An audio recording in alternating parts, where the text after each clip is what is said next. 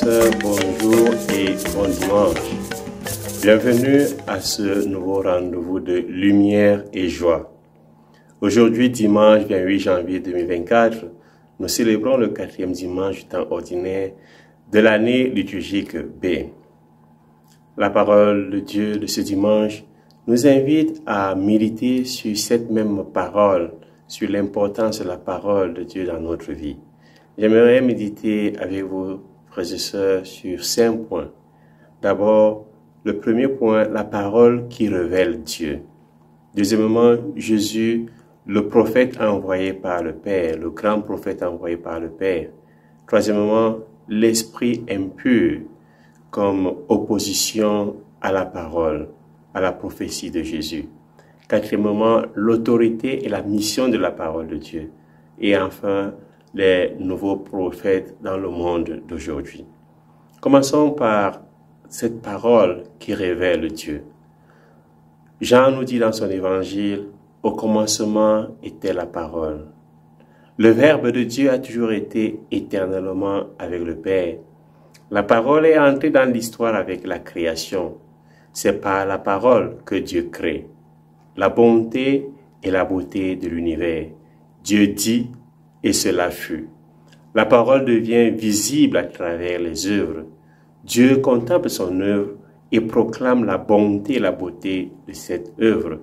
Le texte sacré nous dit « Et Dieu vit que cela était bon ». La parole est associée à la contemplation. La parole de Dieu implique l'éthique, la bonté, et l'esthétique, la beauté.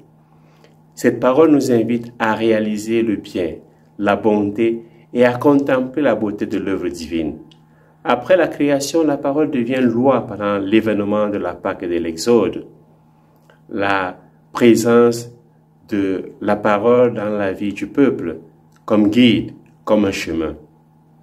Et cette présence se manifeste à travers l'arche de l'Alliance, l'arche qui est au milieu du peuple et qui contient les tables de la loi. Le psaume 118-119 est une litanie qui rappelle la grande importance de la parole de Dieu dans la vie de foi du peuple choisi. Heureux les hommes intègres dans leur voie qui marchent suivant la loi du Seigneur. La parole qui est aussi la loi est une instruction pour marcher dans la justice, dans la pureté et dans la sainteté. À la plénitude des temps, le Verbe s'est fait chair. Cette parole s'est fait chair, elle a habité parmi nous et nous avons vu sa gloire. Le Verbe s'est fait chair, nous dit Saint Jean dans son évangile. Il a habité parmi nous, nous avons vu sa gloire, la gloire qu'il tient de son Père comme Fils unique, plein de grâce et de vérité. C'est lui qui est le visible, c'est lui l'image visible, c'est lui qui rend Dieu visible. Dieu, personne ne l'a jamais vu. Le Fils unique, Jésus-Christ, lui qui est Dieu, lui qui est dans le sein du Père, c'est lui qui nous l'a fait connaître. Maintenant, passons donc au deuxième point pour notre méditation de ce dimanche, Jésus le prophète. Lorsqu'on va demander à Jean-Baptiste s'il est le prophète, il reconnaît humblement qu'il n'est pas le prophète, mais que le prophète se tient au milieu du peuple. Le moment venu, Jean-Baptiste présentera Jésus à ses 2 disciples, prophète comme l'agneau de Dieu. Jésus est le prophète qui enseigne avec autorité. Enseigner avec autorité, c'est indiquer le chemin qui fait grandir. Tel est le contenu du psaume 118-119. C'est cette loi, cette parole qui nous fait plaire au Seigneur lorsque nous la gardons fidèlement. Jésus est le grand prophète, le prophète saint, qui vient partager la sainteté de Dieu.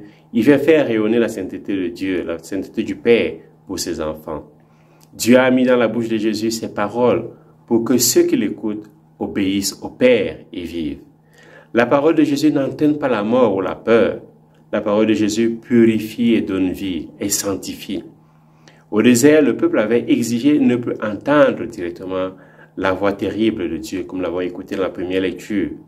En Jésus, Dieu parle lui-même, mais c'est une voix qui donne la joie. C'est une voix qui donne la vie. C'est pourquoi il se fait obéir par les esprits impurs. Jésus purifie la synagogue. La synagogue est le lieu de l'écoute de la parole, alors que le temple, bien sûr, c'est le lieu de l'écoute de la parole, mais plus pour les sacrifices. La synagogue est la maison de la parole. Jésus, en délivrant le possédé, délivre la synagogue de tout ce qui empêche l'annonce et l'écoute de la parole. Nous avons aujourd'hui les fausses synagogues qui sont remplies d'esprits impurs, où la parole n'est plus annoncée, où la parole est contaminée par l'impureté du mensonge, où la parole de Dieu n'a plus d'autorité. Jésus vient redonner à la parole son autorité. L'autorité de la parole de Dieu dans nos vies, dans nos cœurs, dans nos lois, dans nos pays. Avant de continuer, arrêtons-nous sur un troisième point sur l'esprit impur. La présence de l'esprit impur rappelle la présence du tentateur au jardin de la Genèse, la présence du tentateur au désert pour tenter Jésus. Le tentateur, l'esprit impur, a toujours une parole semblable au bien, au beau, à la vérité. Mais c'est une parole mensongère, une parole qui flatte. À la Genèse, le serpent a fait croire à Adam et à Ève en sa parole et a mené ces deux à douter de la parole de Dieu. Même scénario dans les tentations de Jésus au désert, mais Jésus est la parole, le Fils de Dieu, il ne peut pas être trompé. Le tentateur, l'esprit impur, aujourd'hui encore dans le monde, présente toujours une beauté apparente, un bien virtuel pour nous détourner du bien véritable, pour nous détourner de la parole. L'esprit impur s'est établi dans la synagogue pour corrompre l'enseignement des rabbis, des maîtres. C'est pourquoi Dieu, à travers le prophète, met en garde ses serviteurs.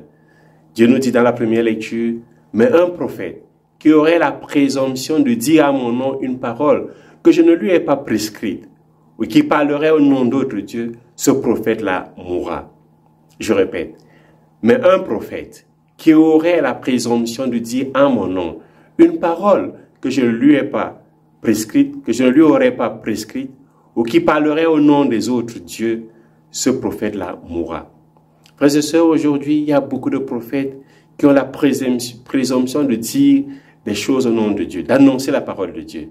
Mais ils sont là pour servir leurs propres intérêts. Le tentateur a toujours la présomption de dire une parole venant de Dieu. Aujourd'hui, dans le monde, beaucoup de personnes disent des paroles fausses. Le mensonge est devenu la clé de réussite de tous. Hommes politiques, hommes d'État, hommes d'église, dans les familles, dans les entreprises, dans les milieux éducatifs, partout. L'esprit impur, le tentateur, est devenu le Dieu que tous nous adorons. Chacun doit faire son examen de conscience et dire, quelle est la parole que je médite? Est-ce la parole du mensonge ou la parole de vérité de Dieu? Nous sommes dans l'univers des fake news. Parfois, une véritable nouvelle est transformée en fake news. Et une fake news est devenue la norme. Récemment, dans un pays, un haut responsable a sorti un document officiel signé par lui-même. Après quelques heures, il affirme que le premier document qu'il a signé, c'est un fake document. Et il sort un deuxième document. Voilà, nous sommes dominés par le diable, la désinformation. Les Anglais ont même deux mots pour parler de désinformation. Misinformation and disinformation. L'esprit impur est chassé de la synagogue parce qu'il corrompt la parole de Dieu. Il détruit l'autorité de la parole de Dieu. Jésus vient restaurer cette parole en nous et dans l'Église. L'esprit impur attaque la synagogue parce que c'est le lieu de la parole, le lieu de la vérité. Jésus vient donc purifier la synagogue et redonner autorité à la parole pour faire resplendir la vérité. Ensuite, méditons maintenant sur l'autorité et la mission de la parole de Dieu, après cette petite parenthèse sur l'esprit impur. La parole de Jésus est comme l'avait annoncé le prophète Isaïe au chapitre 55, versets 10 à 11, comme la pluie. Comme la pluie et la neige qui descendent des cieux, n'y retourne pas sans avoir abreuvé la terre, sans l'avoir fécondée, l'avoir fait germer, donnant la semence au semeur, le pain à celui qui doit s'aimer. Ainsi ma parole qui sort de ma bouche ne me reviendra pas sans résultat, sans avoir fait ce qui me plaît, sans avoir accompli sa mission. Jésus enseigne avec autorité. Il est le Saint de Dieu. La sainteté de Dieu proclamée dans les Saintes Écritures nous est manifestée dans la personne de Jésus. Jésus est l'image visible de la sainteté de Dieu. Le Dieu trois fois saint qui s'est manifesté, qui s'est révélé dans la création et surtout à travers Jésus. La sainteté du Seigneur exprime sa souveraineté, son éternité. L'esprit impur fait une profession de foi. Il proclame Jésus, le Saint qui vient détruire le mal. Il n'y a que la sainteté qui peut perdre le malin. L'autorité de Jésus, sa puissance vient de sa sainteté. Jésus perd le malin pour restaurer l'image de Dieu qui a été défigurée par le mensonge en chaque homme et en chaque femme. Jésus a l'autorité de restaurer aussi la vocation de la synagogue. Jésus rétablit aussi la vocation et l'image de la synagogue, lieu de prière, mais surtout école où la parole de Dieu est enseignée. La première synagogue, c'est notre cœur, c'est notre conscience. Le cardinal John Henry Newman dit, la conscience est le premier vicaire du Christ. C'est la parole de Jésus qui chasse l'esprit impur. Jésus dit, tais-toi, sors de cet homme. Jésus nous demande de taire nos fake news, de taire nos mauvaises paroles, de taire nos mensonges. Jésus veut que toutes les maisons deviennent pures comme la synagogue. Il ira après la synagogue dans la maison de Simon-Pierre, parce que la belle-mère est aux prises avec la fièvre, signe de l'esprit impur. Jésus restaure l'image de l'homme, l'image de Dieu en l'homme. Il restaure la synagogue et la purifie de la relation entre l'homme et la parole de Dieu. Il restaure la pureté de la maison de Simon-Pierre. Jésus recrée le monde par la puissance de sa parole. La puissance créatrice de la parole est à l'origine du monde. Elle redevient la parole recréatrice à l'incarnation. Et chaque fois que j'écoute la parole de Jésus, celle-ci me libère, celle-ci s'accomplit, car c'est une parole performante. Enfin, cinquièmement, les nouveaux prophètes. Le monde aujourd'hui ne veut pas entendre la parole de Dieu. Il ne veut plus entendre la voix du Seigneur, ni voir la grande flamme. Le monde veut voir le prophète. Le monde veut avoir sa propre prophétie. La parole de Dieu aujourd'hui doit continuer à se faire chair, frères et sœurs. Chaque chrétien de par le baptême est prophète. Il est le Saint de Dieu qui doit purifier la synagogue de son cœur.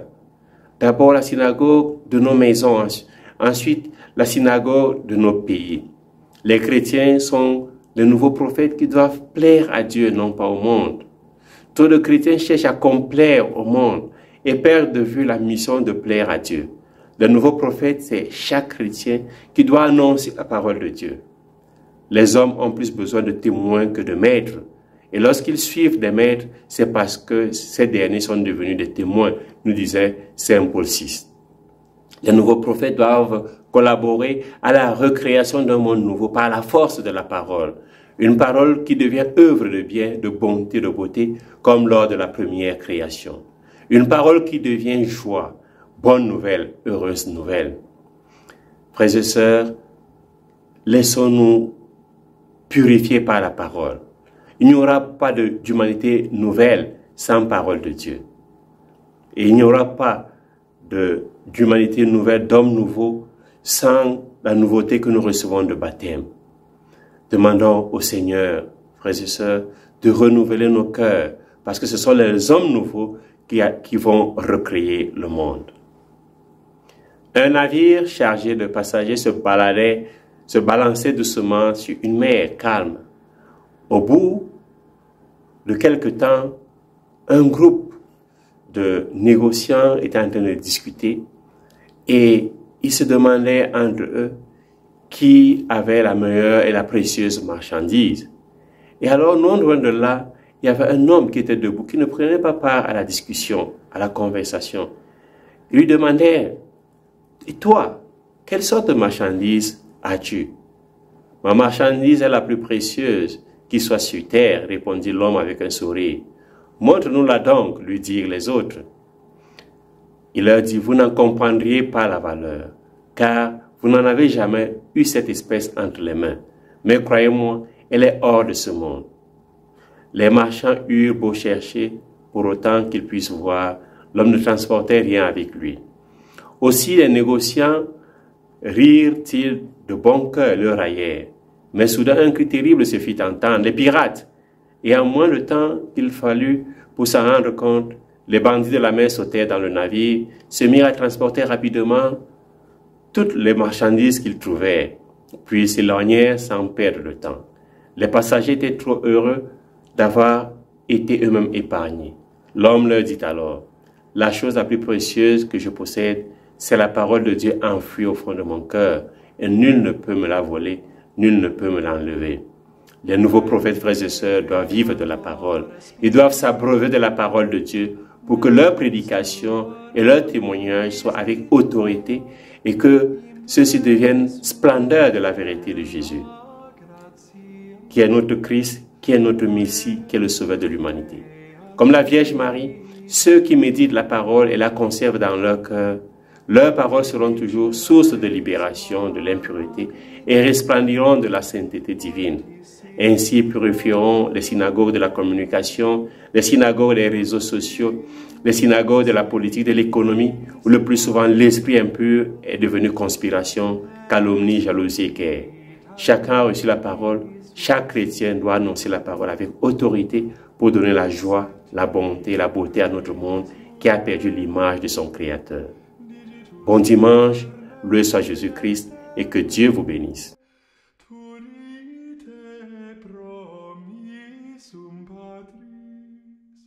Serma